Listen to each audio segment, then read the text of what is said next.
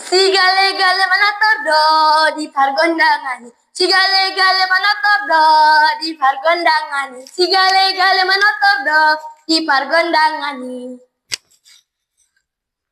Selamat pagi untuk kita semua. Dewan juri yang saya hormati. Pertama-tama kita ucapkan syukur kepada Tuhan. Atas berkatnya lah kita dapat berkumpul di ruangan ini dengan keadaan baik tanpa kekurangan satu apapun. Mungkin Bapak Ibu Dewan Juri bertanya-tanya di dalam hati, siapa sih laki-laki tampan yang berdiri di depan ini? Ya, seperti pepatah mengatakan, kenal maka sayang, tak kenal maka tak sayang. Perkenalkan, nama saya Kevin Numan Batu. Saya perwakilan dari Kabupaten Bumbang Asundutan. Terima kasih. Bapak Ibu Dewan Juri yang terhormat, dari media yang saya tampilkan, mungkin Bapak Ibu Dewan Juri sudah mengetahui dongeng yang saya bawakan. Dongeng yang saya bawakan adalah Kisah Si Gale-Gale yang saya ambil dari buku turi-turian Sian Daerah Batak Toba dan penulis A. Titian Pardasibarani dan kawan-kawan. Pada zaman dahulu, hiduplah seorang raja yang sangat terkenal kuat, tangguh, dan bijaksana. Ia sangat dicintai semua rakyatnya. Tahu enggak Bapak Ibu Dewan Juri siapa nama raja tersebut? Dan dari manakah ia berasal? Nama raja tersebut ialah Raja Rahat. Ia berasal dari desa Simanindo, Kabupaten Samosir, Provinsi Sumatera Utara. Namun sayangnya, beliau hanya memiliki satu orang putra dan tidak memiliki putri. Istrinya telah lama meninggal. Tahu enggak Bapak Ibu Dewan Juri siapa nama anak raja tersebut? Nama anak raja tersebut ialah Manggale. Namun suatu ketika, Manggale jatuh sakit. Raja panik dan berkata, "Manggale anakku, ada apa denganmu anakku?" Ayah, perutku sakit sekali ayah. Aku ingin muntah ya. Mendengar perkataan Manggale, raja semakin panik dan berkata, "Ya Tuhan, ada apa dengan anakku ini ya Tuhan?" Lalu raja pun mempunyai satu ide untuk menyembuhkan Manggale. Ia memanggil satu orang dukun yang sangat terkenal di desa itu. Pada akhirnya dukun tersebut tiba lalu berkata, "Permisi Raja, ada apa Raja memanggil saya?" "Jadi begini dukun Sakti, saya telah membawa kemana-mana anak saya berobat, tetapi tidak bisa diobati. Saya yakin dan percaya, dukunlah yang bisa mengobati putra saya." "Siap Raja." Lalu dukun tersebut mengambil ramuannya dan mulai mengobati.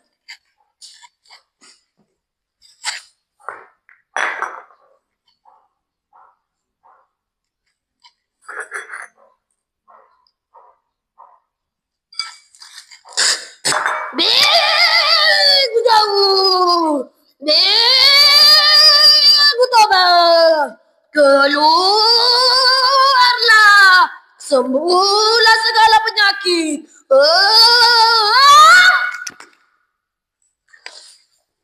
Namun sayangnya, dukun tersebut tidak bisa menyembuhkan putra raja dan berkata, ampun Raja, saya tidak bisa menyembuhkan putra raja." Dan segera pergi bergegas. Karena putra raja tidak bisa diobati, raja semakin marah. "Ya Tuhan, ada apa dengan anakku ini Tuhan? Saya telah membawa kemana-mana, tetapi tidak bisa diobati." Lalu Manggale berkata, Ayah, perutku sakit kan ayah.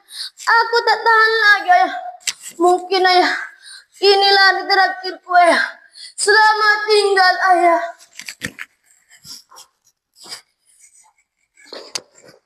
Dan pada akhirnya Manggale meninggal. Raja menangis histeris. "Manggale anakku, Manggale. Kenapa kau meninggalkan ayah Manggale?" Mendengar tangisan raja, masyarakatnya berbondong-bondong datang ke istana. Dan alangkah terkejutnya mereka melihat putra raja telah meninggal. "Hah? Dan raja berkata, "Wahai masyarakatku, sudah kalian lihat putra saya satu-satunya meninggal. Ladi paraku tani si pergala-gala. Asin ngonang. Nawargi garis suara. Manggale. Atas segala yang terjadi, yang ada menjadi tiada. Lalu raja pun memanggil semua pemahat yang ada di desa itu.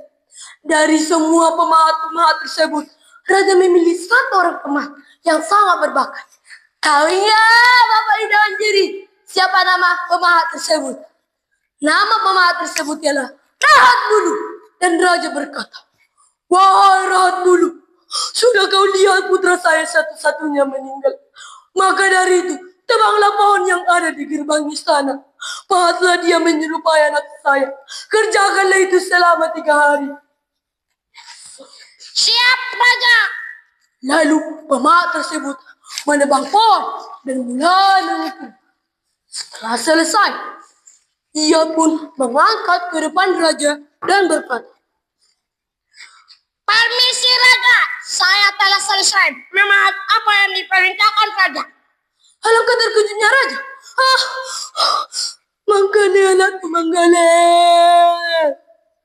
Persis sekali kau sama patung ini, Manggale. Wahai masyarakatku, kalian namailah patung ini si Gale-Gale. Karena anak saya yang bernama si Manggale. Kelak saya meninggal, patung inilah yang harus menertori saya selama 7 hari 7 malam. Lalu raja pun menyuruh masyarakatnya untuk memakamkan putranya di dekat pohon yang ditebang. Tahu nggak Bapak Ibu Dewan Juri? Tidak lama kemudian Rahat Bulu meninggal. Ia juga dimakamkan di dekat putra raja. Hari berganti hari, minggu berganti minggu, bulan berganti bulan, serta tahun berganti tahun. Raja jatuh sakit. Lalu raja pun mengumpulkan semua masyarakat. "Wahai masyarakatku, berkumpullah di istana. Ada yang ingin saya sampaikan." Mendengar panggilan raja, masyarakatnya berbondong-bondong datang ke istana. Setelah semua masyarakatnya berkumpul, lalu raja berkata, "Wahai masyarakatku, penyakit saya semakin parah. Saya tidak berdaya lagi. Penerus kerjaan ini telah tiada. Maka dari itu, makan, minum, serta habiskanlah semua kekayaan saya. Mungkinlah inilah hari terakhir saya. Selamat tinggal masyarakatku." Pada akhirnya raja meninggal sesuai perintah raja di masa hidupnya. Masyarakatnya pun memunculkan gondang sabangunan, yaitu gong dan sarune, untuk menertori jenazah sang raja. Pong, pong, pong, pong, pong, pong.